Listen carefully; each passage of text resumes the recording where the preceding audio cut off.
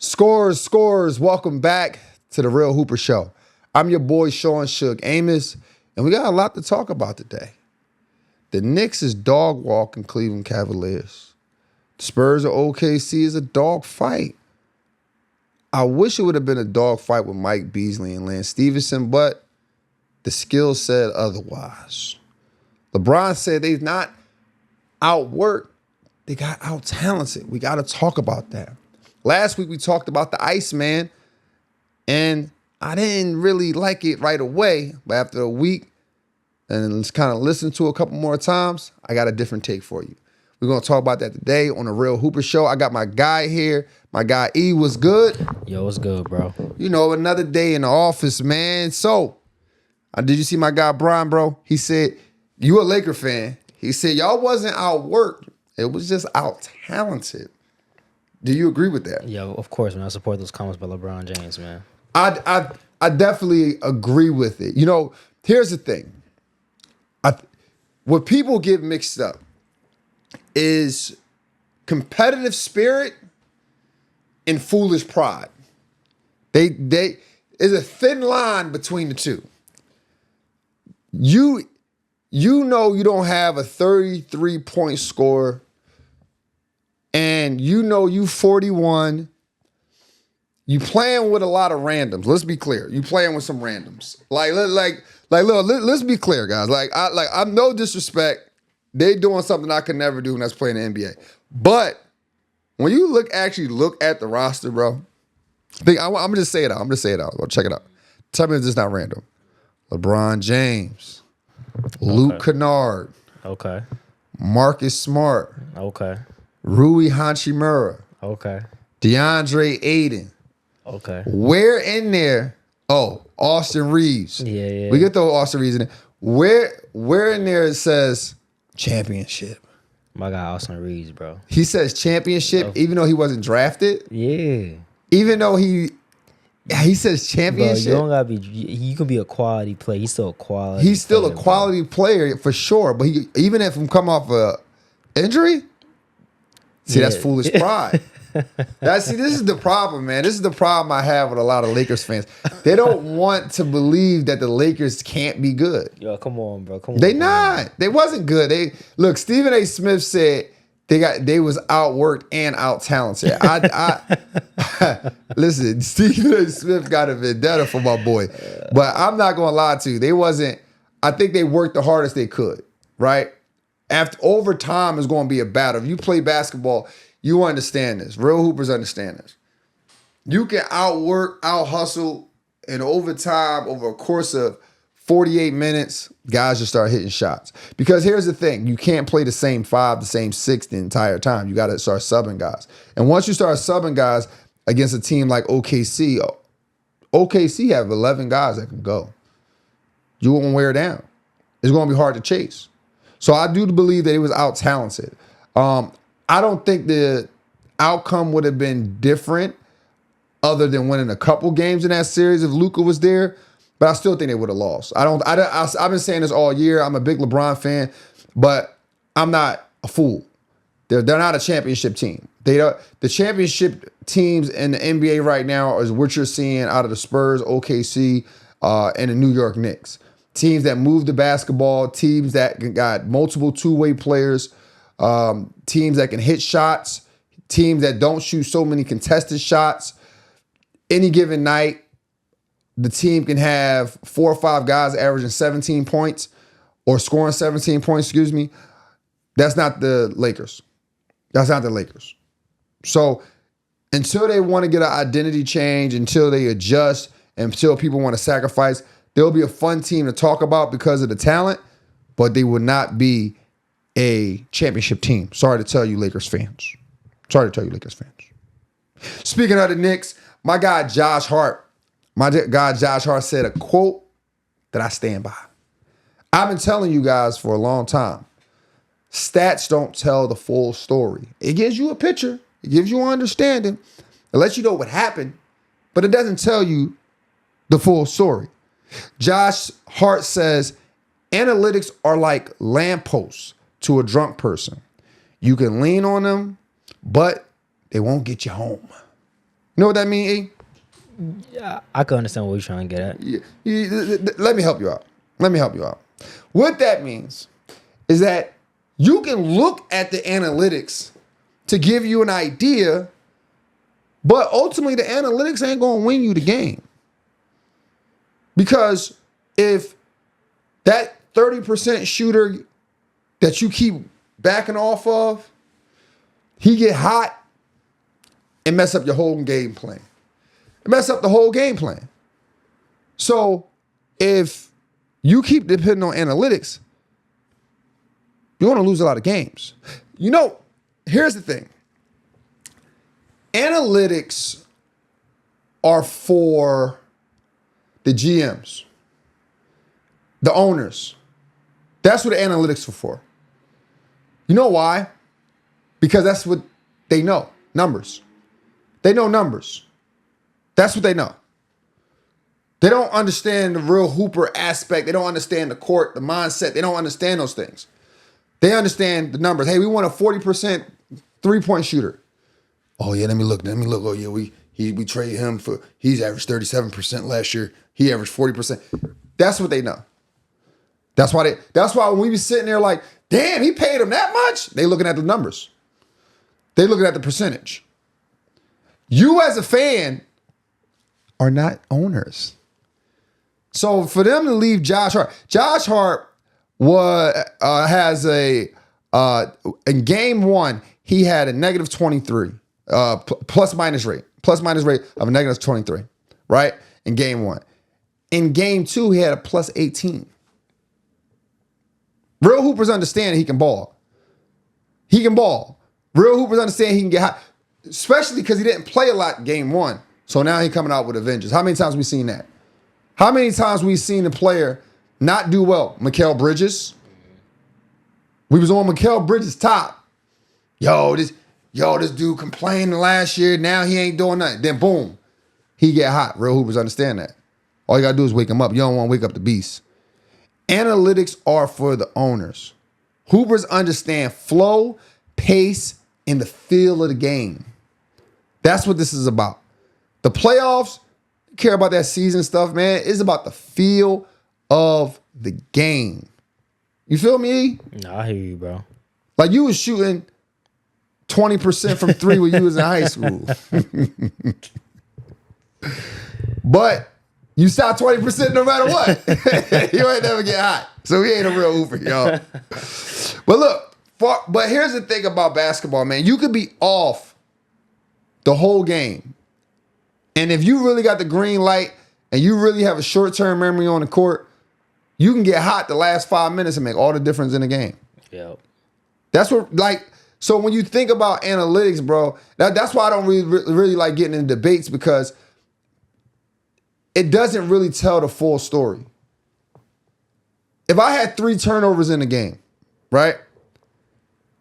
You gonna say, damn, he turned the ball over like crazy. He had 3 turnovers. What if those 3 turnovers in the first quarter, I didn't turn the ball over for the other 3? And I played the whole game. Do I still turn the ball over like crazy? No. You get what I'm saying? But that's why I don't really watch the stats like that. I watch the game. People who believe analytics are gold are the same ones who believe the game is won at the buzzer, a one shot at the buzzer that won the game. Those people really believe that. If someone hit a game-winning shot, that's exactly what it was. A game-winning shot. They didn't win the game. They hit a game-winning shot. The game is won throughout the game. Who got the tough rebounds? Who got the loose balls? Pause. Who dived on the floor? Who stayed consistent throughout the game? Clutch free throws. Who was playing the best? Who was guarding the best player? A buzzer beater is just that, a shot at the end. People debate all the time, oh, is he clutch? Oh, who's going to hit the last shot? That's entertainment stuff.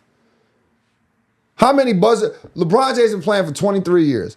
Jordan playing for 15 years. How many buzzer beaters have they really shot in their entire career? Out of all the games. That's rare. The game is won throughout the game, not buzzer beaters. Speaking of stats, speaking of analytics, let's talk about your boy Alex Caruso. Yeah, former Laker. Former Laker? But shit, I don't serve you now. You can kick y'all ass. Former Laker, Alex Caruso, going into this series, he was shooting 29% from three. Up until this evening, or last night, I should say, he was shooting 64% from three. 64% in the playoffs. Up until last night, he was averaging 21 points a game. During the season, he averaged 6.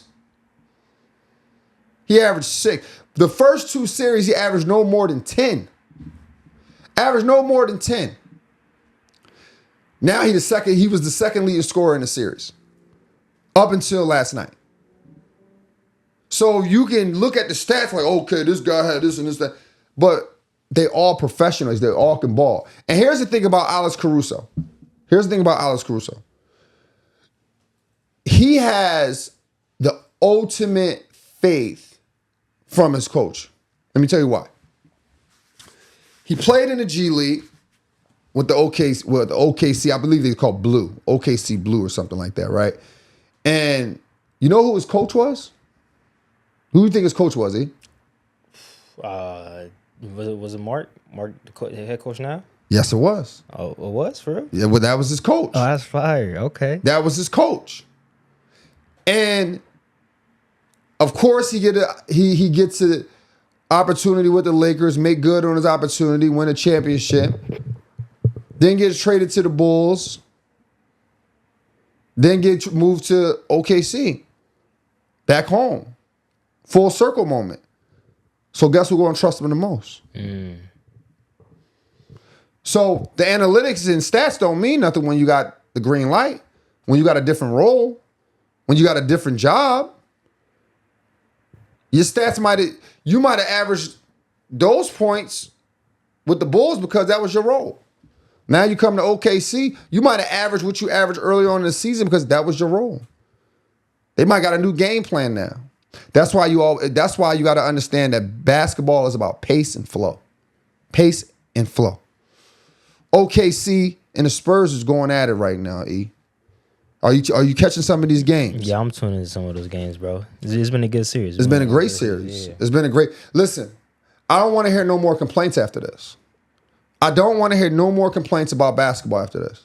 Because the Spurs and OKC is a physical series. Yep. You seeing the grabbing, you seeing the pushing. They not calling no fouls. Some fouls they are calling, but it's balanced. There's some ticky-tack fouls in there, but sometimes you like, yo, he grabbing his jersey. Yeah. Man, by the way, this show is sponsored by Scottus College. If you are, or your son or your daughter are looking for recruitment, looking for more ways to get recruited, check out Scottus College. Scottus College makes it easy. Scottus College, all you need to do is upload a profile, upload your videos. It has AI technology for your videos to send to the college coaches on their platform. The college coaches view your profile. When they want to recruit, they filter out, hey, I'm looking for a 6'4" guard shooting this in the state of Louisiana. Shooting 44% from three in the state of Louisiana. They filter it out. They find you. They look at your videos. And in the videos, it has AI technology. Hey, the accuracy on the ball, speed, all that. So not only does it make it easy for the players, it makes it easy for the coaches. The coaches don't have to spend so much on their budget, out of their budget when it comes to travel, when it comes time to recruit. So if you're a player or if you're a parent who has a player and you're paying all this money to get into the games, to see your son play, your daughter play, and you're looking around and all you see is parents and no college coaches, check out Scottus College. Check out Scottus College. I'm loving every bit of this, man. I'm loving every bit of this postseason. One of the things I'll notice for the Spurs in Game 3 is the supporting cast got to be better. The support cast have to be better for OKC. Did you catch that game, E? Game 3. Yeah, did you catch that game? Yeah, I caught Game 3. Okay. What'd you think of it?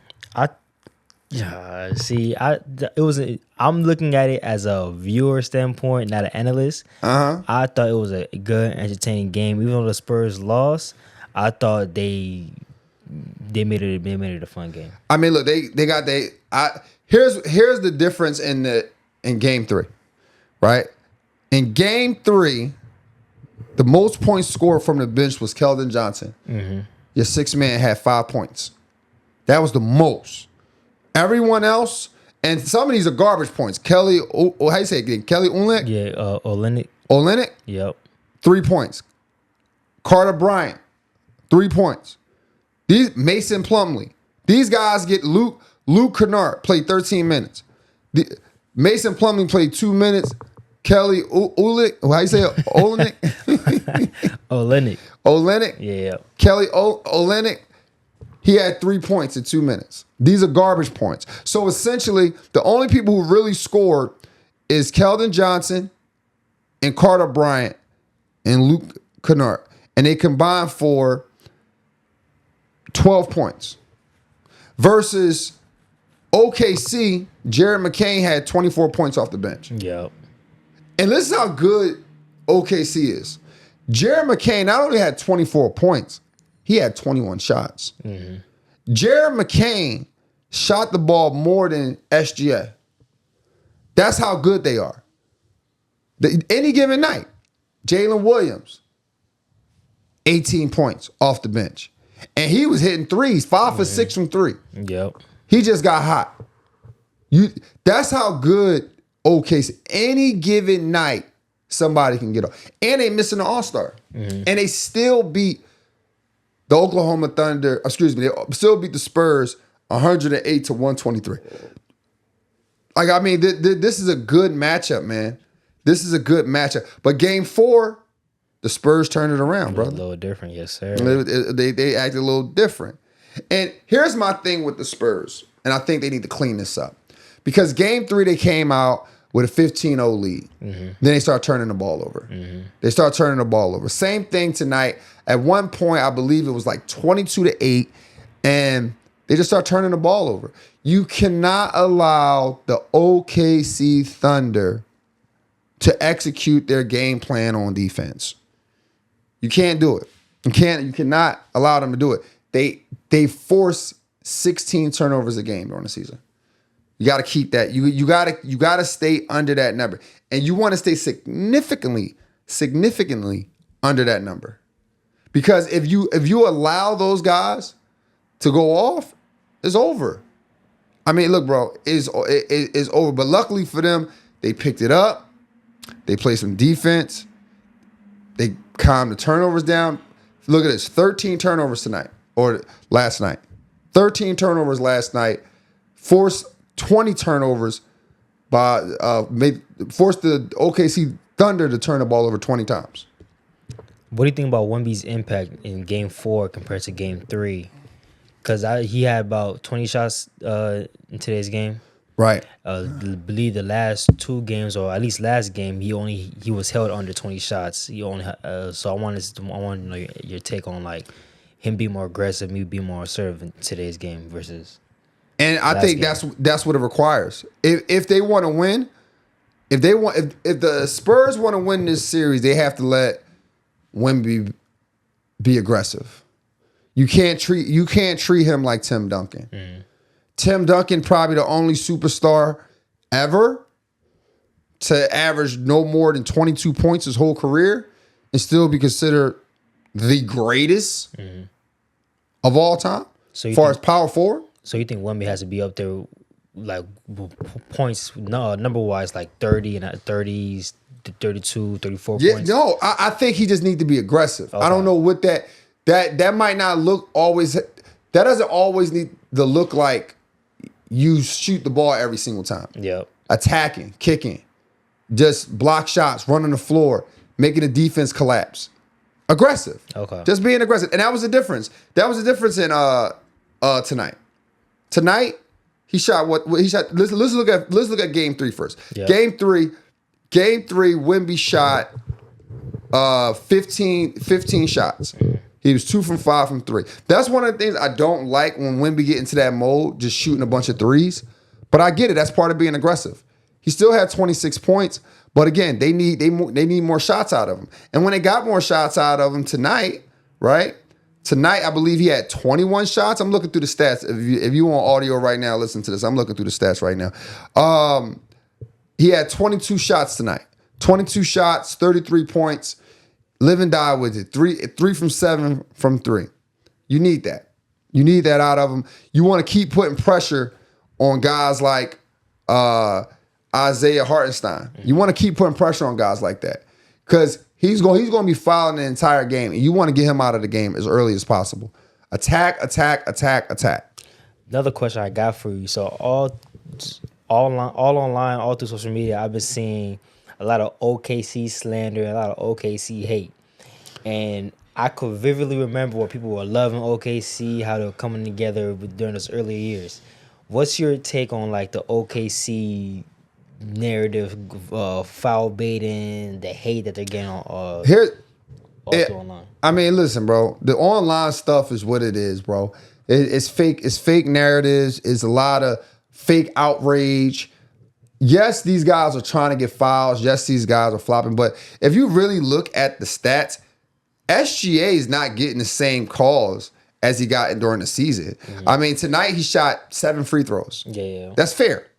I think that's fair for a guy who's attacking. I mean, he shot 15 shots and got 19 points out of it. Mm-hmm. I think 7 free throws is fair. Okay. I think they did a great job on SGA. Okay. Right? But you know, one thing about online, let's talk about that real quick. The thing about online is this. Once people have a narrative to run with, mm-hmm. they will constantly run with it for attention. Okay. Somebody make a video, somebody clip something up, and then all of a sudden they get engagement. All of a sudden they know ball. They get a couple highlights, still a couple highlights, and now, oh my God, all they do is flop. All they do was flop. You look at game 3. SGA went to the free throw line 12 times, but he had 26 points, shooting 17. But look, he is the best player on here. I understand like he's trying to draw fouls too much. I understand that. But you see people like, oh man, it's just a hard watch. It's just so hard to watch. You just don't like basketball, bro. Like you just don't like basketball. Like stop playing around. You miss Jordan. You miss the old days. You miss one person running through walls. And that's fine. That's fine, bro. But these guys ain't doing that, bro. And even if you don't like that, it's still a physical series. You can't tell me this is not a physical series. No, it is. This is a physical series. Everyone is yelling at their screen, call the foul. Mm-hmm. Where's the foul? Dudes is getting in fights. Dudes is getting get broken up. I think this is a good series, man. Last question I got before we move on. What do you think about the adjustment the Spurs made in today's game? I saw without Jalen Williams, without AJ Mitchell, do you think, so this will be a 2-part question. One, do you think the Spurs are going to miss that extra ball handling from those 2 players in particular? And then 2, how do you think the Spurs are guarding SGA moving forward, like sending doubles, making it hard for him to score, right, and all that? So I do think they do. I do believe that hurts a team when you lose a ball handler. That hurts a team because now the opposing team can double aggressively, with less concern on the rotation. Yep. They can double aggressively, especially if it's a guy who don't handle the ball well. Yeah. Now, here's what the Spurs are doing right now. The Spurs, they're crowding, they're making it look crowded for SGA. Mm-hmm. And they're doing something what I call on the line, up the line. Mm-hmm. So if you are on the help, if you're on the strong side help or weak side help, you draw an imaginary line to the ball and you go up the line on that. Mm-hmm. So it's like a step away from the guy you're guarding in your area. And I say area because if it's a matchup zone, if it's a man-to-man, you're a step above the guy you're guarding, right? And what happens is it just looks crowded. So when he drives, they jab at him, make him pick the basketball up, and then once he picks the ball up, they either double. If they double, they all take a step over to the ball. If they don't double, right, they just jab at it and then make him pick the ball up. They retreat back to their man. So it is making it look crowded for him, making it look difficult for him, giving him different looks. And it's a hard defense to beat by yourself. Okay. And what happens is, because they are basketball players, he's trying to figure out how to win this game for his team. So in addition to that, is also a physical game. They're grabbing him, they're pushing him. He's used to getting the fouls. When he falls to the ground, when guys are under, he's not getting them no more. He's not getting them often. He's not getting them like he was. Or it's hot and cold. This game he had 7 free throws. Last game he had 12. So I think this is making it difficult for him. It is making it uncomfortable for him. He just got to adjust to that. But we'll see. We'll see next game. Who you got winning this game? Game 5 back in OKC. Woo. Man, I think I think it's a game 7 in this. I think it's a game 7. But they go back to OKC. I say this. If I want to say who wins this game wins the series. Oh yeah, yeah. This is the icebreaker right here. Yep. Because here's the thing. I think both teams have seen their best work. Right? Now you got a couple guys injured. Do Spurs take advantage of this? Do Spurs come out and send a message? Like, you need the other players. If the Spurs drop the ball with AJ Mitchell out, Jalen Williams out, and they drop the ball, and when I say drop the ball, I don't mean like they lose by 1, lose by 2, because it could be still a good game. But if they drop the ball and lose by like 15, 20, OKC got this series. OKC got this series. So I say who wins the next game, game 5 for the OKC Spurs series, they win the whole series. They win the whole series. Knicks and Cavs. Knicks and Cavs, man. I'm not going to lie to you. I'm very proud of the Knicks. I'm happy for the city of New York. I have a lot of friends from New York. Shout out to my guys, man. Shell, you know who you are. I don't want to start going down the whole list like I just won a Grammy. But shout out to all my New York friends, my former teammates from New York. My guys from New York who've been on the pod. Congratulations. Y'all going back to the finals because the Cavaliers don't want it. The Cavaliers, listen, there's no disrespect to all my Ohio people. I love y'all, man. I love y'all. I got a lot of love for you guys, but I'm not going to lie to you. I don't know who want to step up for the Cleveland Cavaliers, bro. Like, Donovan Mitchell looks like he want to step up. In the stats, it shows he's trying to step up. But I don't know who to call on right now for the Cleveland Cavaliers. Because we're making a big deal about James Harden's defense. James Harden's defense is he played better last game. I will give him his props for that. He had some moments where I'm like, all right, James, all right. Then he had some moments. I'm like, oh my God, bro, what is he doing? But here's the thing. Like, guys like Evan Mobley, right? You need consistency out of these guys. I believe in game 2, Evan Mobley didn't score. He scored 14 points in the first half and 0 points in the second half. What are you doing? They need you.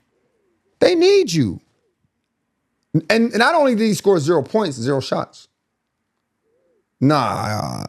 You got to be more aggressive. It looked like you didn't want to score. So now we were spending this segment talking about Evan Mobley and his inconsistency. Last time we talked about James Harden and his defense. That's not a championship team. I don't think they want to win a championship. They're down 0-3. You think they're gonna come back? Listen, man. For pride, just win one. Just win one. And you got to win the next one. So I'm gonna say they're gonna win the next one out of pride. I think Donovan Mitchell get hot. He's been shooting. Last game he shot 21 shots to get 23 points. That's aggressive. It's a bad percentage, but it's aggressive. It's aggressive. He shot 3 for 10, 30% from three. He's trying. Can't be mad at that. He's trying. But they making it difficult on these guys, man. They making it difficult on these guys. And listen, the way this series look, it just looks like the Knicks just rolled out of bed, called each other up, and said, yo, you trying to go to the court today? You trying to hoop? All right, bet. I'll be up there. They just walked up there with flip-flops and just cooking everybody. That's the way it look right now. The Cavs look tired. I think after 2 series of Game 7 and then that immediate turnaround, like you only had like a day to rest, they just look tired. One of your best players is in year 17. They look tired, bro. They look burnt out. You can tell by the way they contest shots. You can tell by they getting up the court. Max Strus is giving it everything he has, but these lights is just not for him just yet. It's not for him just yet. It's the Knicks' time. So, I'm interested in seeing the next game. I mean, I don't know if you prolong the inevitable, which is you going home. Personally, they always recommend Cancun. I wouldn't recommend Cancun. Maybe Hobart. That's Mexico. It's crazy. Maybe I like Cabo. Cabo's pretty cool. Cabo's pretty chill. I don't know why they always I feel like Cancun is kind of, it's not nice. A little dirty over there. I don't know. I think Cancun is just. I got better class. Yeah, I think y'all can do better than Cancun. Go to like a little island in Mexico if y'all gonna go to Hobart. Is a nice little island. Cabo, Cabo's still. I think Cabo's up there with Cancun. Yeah. Tulum is right next to Cancun. I was about to recommend Tulum. Yeah, Tulum. To go to Tulum. Tulum, nice. Tulum. Yeah. Maybe why don't y'all go to Jamaica or something like that? Maybe. Jamaica, nice around this time. Bali, I know. Bali, that's Indonesia. That's kind of far. That's a far flight. Ain't nothing in Bali unless y'all plan on doing a lot of meditation and some yoga. Yeah. You might pet some animals or something like that. Some elephants or some monkeys running around. But either way, Cavaliers, man. Listen, my Cleveland, Ohio people, I love y'all, but this ain't y'all year again. It ain't y'all year again, man. But maybe who knows? Maybe that boy Bron come over there, turn him up. On me, turn him up. Turn him up. Now, speaking of some turn up, your boy Drake. Yes, sir. Iceman, what did I miss? And where's she at? Hey, where's she? Listen, I ain't gonna lie to you, bro. I ain't gonna lie to you. I like Drake. I'm a big Drake fan, right? I'm a Drake fan. But here's the thing. It's like this, right? I'm just being honest. He has good music. Drake has great music, but you gotta sit with it for a while. And it's that OVO sound, And the thing with him is that he has a mixture audience. He's been around since like 2009, right? Yep. So he's been doing this thing for quite some time. So in 2009, I was in college. So he was hot when I was in college. But when he was hot, he was still like he was rapping too. Like he still used some singing. So you look for more to rap for guys my age, right? I think guys your age accept anything he puts out.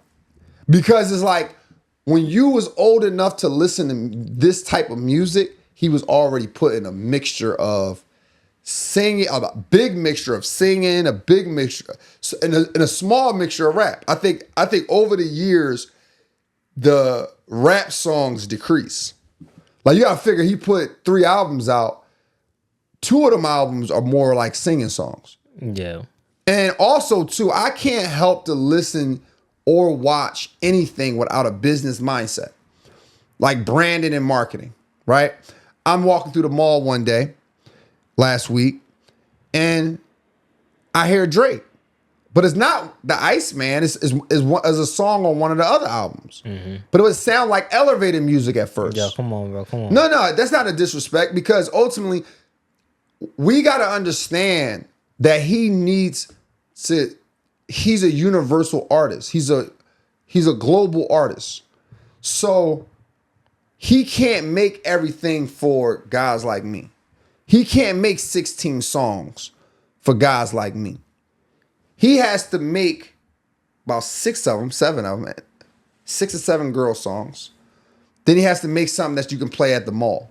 I see what you're saying. So that's why the 3 albums come out, something for everybody. Well, the three album strategy is what a lot of artists have been doing for many years. You give them a double disc, you give them more than 6. I believe it's more than 8 or 12 songs. My music guys correct me, but that's considered an album. When guys want to get out of the album, when guys want to get out of the contract, and let's say you got 10 albums, they'll give you like 2 albums in one to kind of expedite that process.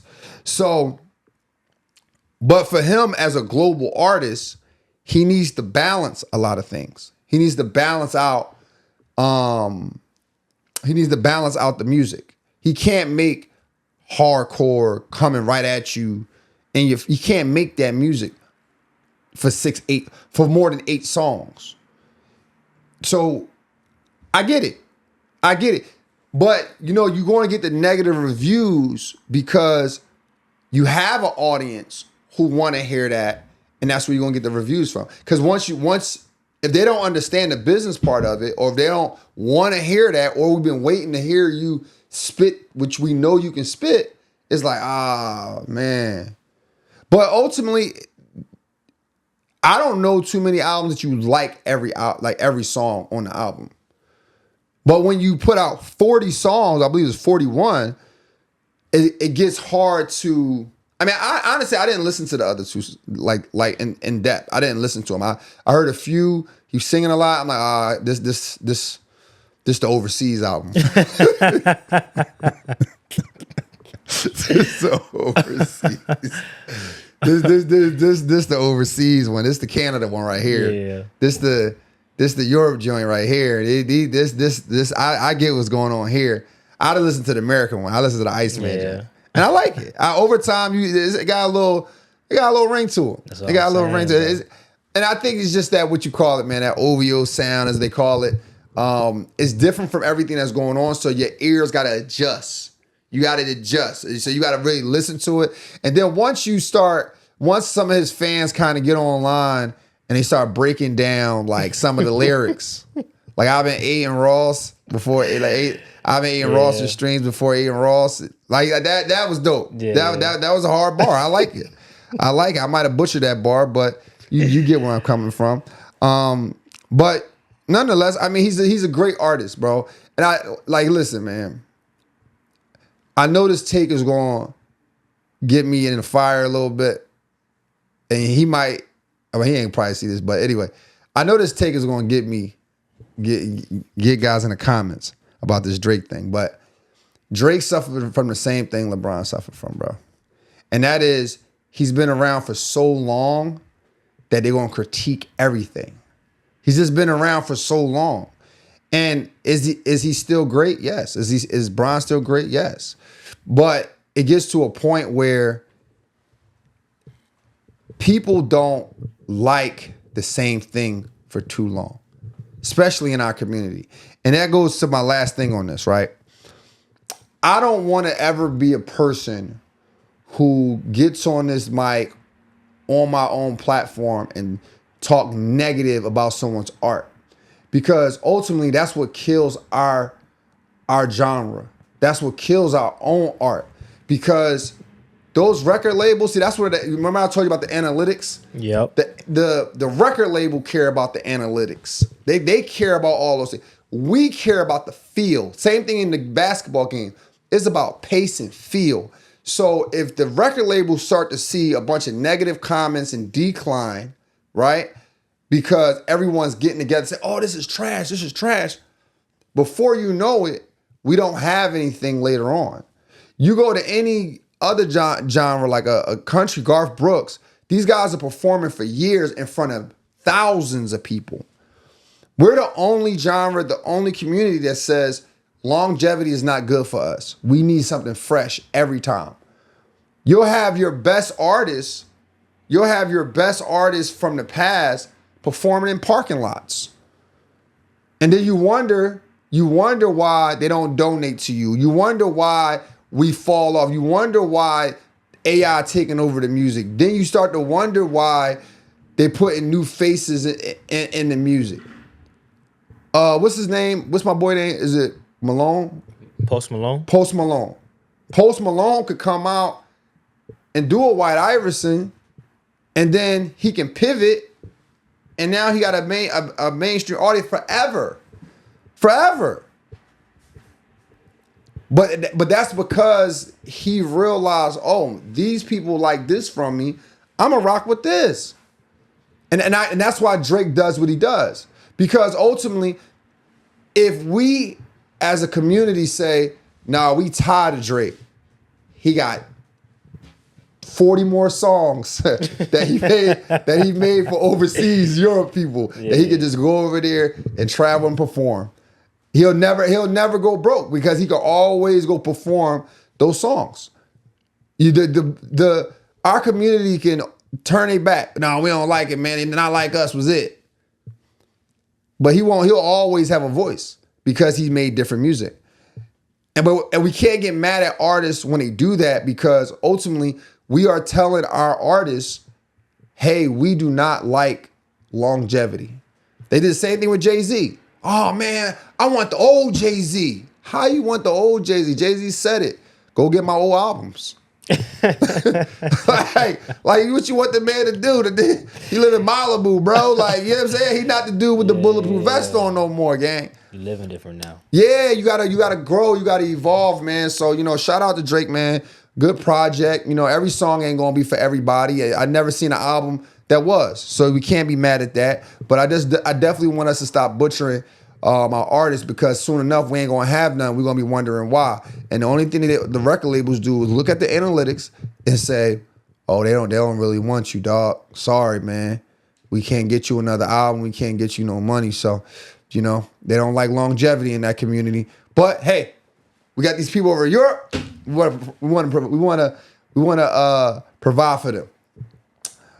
Lastly, on this thing, man, Lance Stevenson, Mike Beasley got into a fight. I don't even know what to call it, man. But listen, I get it, man. Like I said, I cannot watch. You know where I'm terrible at in this space? What? That I cannot watch stuff without thinking business. Okay. I can't watch it without thinking business, man. Like I wish I was young and naive. Yeah. And I was like, and I can react to it like a young person. Yeah. And I can be like, oh, he killed him. He cooked him. No. Man, Mike Beasley talking all that. He got trash. Ah. I wish I could do that. I mean, you still can, though. But it wouldn't be real. Okay. It wouldn't be authentic. Fair enough. They friends, bro. They are friends. They friends, I don't bro. know how people could take that serious. Yeah. First off, listen, let's be clear. I box. I have sparred. I have matches. I've been in amateur match. I've been in smoker match. I've been in these things, right? But here's the thing. When you in there, you fighting for your life. Ain't no way you losing in the first round. And then you smiling like a couple seconds later. You wasn't fighting for your life in there, bro. That he felt the soreness go out of his shoulder when he pulled it back. Not nothing breaking, nothing. Just a sore. He stretched. Oh, hey, brother. And he tapped out. Yeah. But, obviously he's a bag attached, so I ain't mad at it. But no, man. That's not. Listen, I'm with it. I can get in there, man. Any of y'all dudes want to do it, let's do it, bro. Let's do it. I just do the boxing thing, but let's do it. Let's do it. But the bag got to be good, though. The bag got to be good. I'm with it if the bag good. I mean, maybe I'm not popular enough yet. Maybe I'm not popular enough. A couple years from now, a year from now, 6 months from now, 3 weeks from now, 2 days from now, maybe I get popular. Who knows, right? Let's do it. Let's make it happen. But I ain't tapping out. I ain't tapping out, gay. And then RJ, Ray J. Yeah. Ray J, listen, man. You know what's funny? When I watched Ray J fight,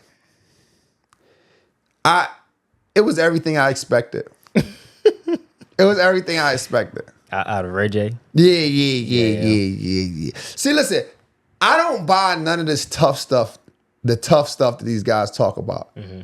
Like, you was a childhood star. You was on TV when you was like 7. Oh, he was? Yeah, he was with his sister. I'm about to say Moesha Brandy. Oh, that's crazy. Like, you've been when did you get tough?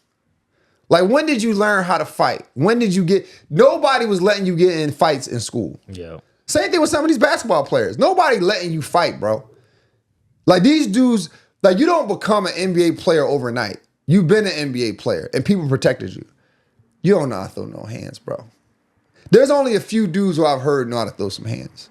James Johnson being one of them. And I went to school with his brother, Scotty. And they definitely lived in that combat world. Definitely lived in a combat world. So I haven't heard too many guys who can really get busy. I haven't heard too many. You know, I commend guys for getting in the ring because I know it's brain wrecking, bro. It wrecks your brain to be in there. Like, damn, bro, I got everybody watching me. That's the toughest part when you first get in there. Mm-hmm. So guys like Nick Young, shout out to those guys. Who else? What other boxers was in there? Nate Robinson was in there. You talking about former NBA players? Yeah, former NBA players. I mean, Chad Ochocinco, he wasn't an NBA player, but football player. Mm. But, you know, shout out to those guys. But listen, man, when it came to Ray J, I was just looking at him. I'm like, damn, bro, you need a gun. Like, some stuff. Even that was security. Yeah. You need security for sure, man. But it was entertaining, to say the least, man. It was entertaining. Shout out to those guys, man. But that's all I got for you today, bro. And if you want to support the show, you already know what to do. Make sure you go to goalsactivewear.com to get some merch. Use code RealHoopers at checkout to receive 15% off.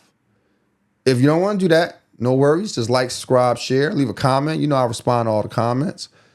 Follow us on all the other social media platforms. You already know what it is, Score Society. I got my guy E here, and we out of here, man. Let's continue to think elite and together. Welcome to Score Society.